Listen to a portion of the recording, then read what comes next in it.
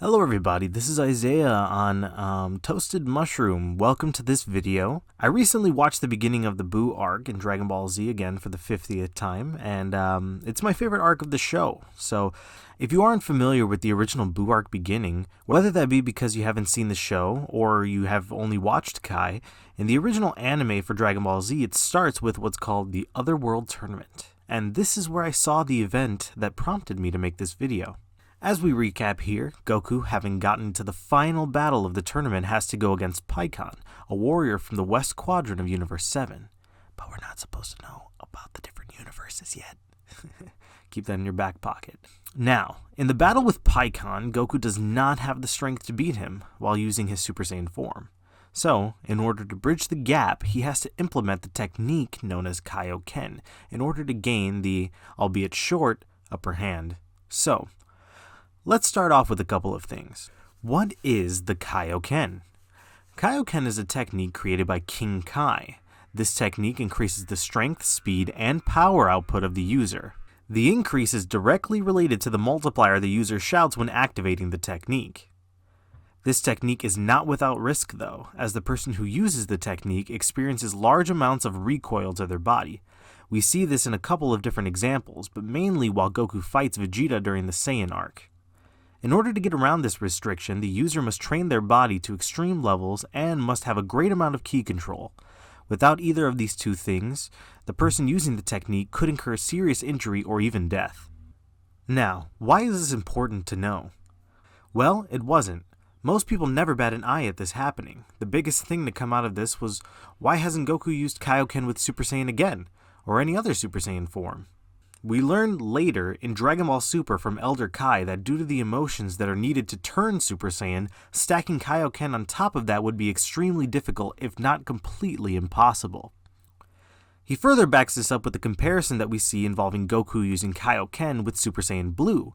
The reason Kaioken is able to be used with this transformation is because the high level of ki control needed to achieve Super Saiyan Blue, as well as the calm nature associated with this technique. Even then, the very first time only had a 10% chance to be successful. So traditionally, this technique cannot be used while in any transformation before Super Saiyan Blue. But that's about only half of the explanation.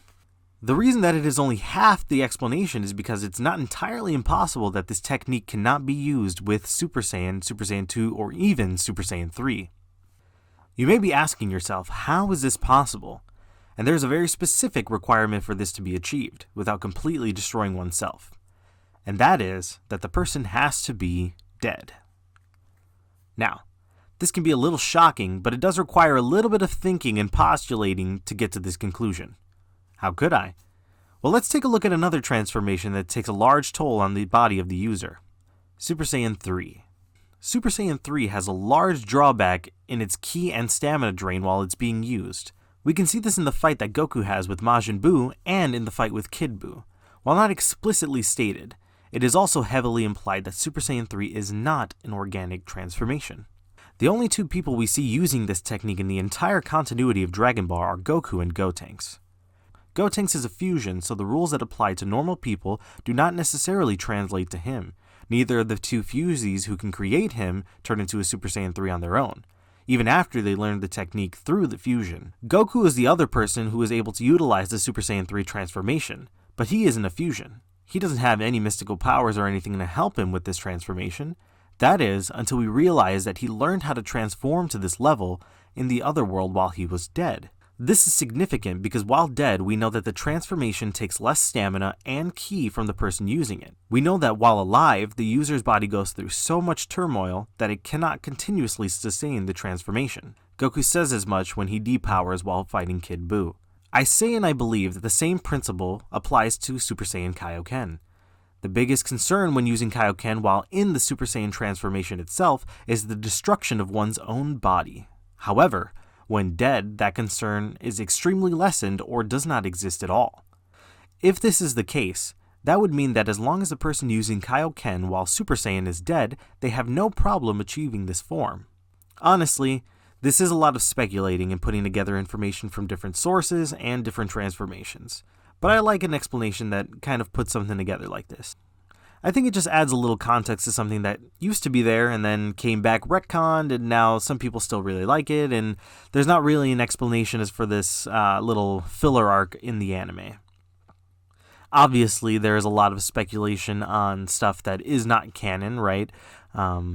The Super Saiyan Kaioken transformation is not canon. It's part of a filler in the anime, but I've always liked that filler, so I wanted to talk about this. If you have any thoughts on the matter, I would definitely like to hear what you have to say in the comments. If you watch Dragon Ball Z every couple of years like me, I would love to hear any theories you may have. So thank you for watching, and remember everyone, if you aren't toasted with toasted mushroom, you're just baked.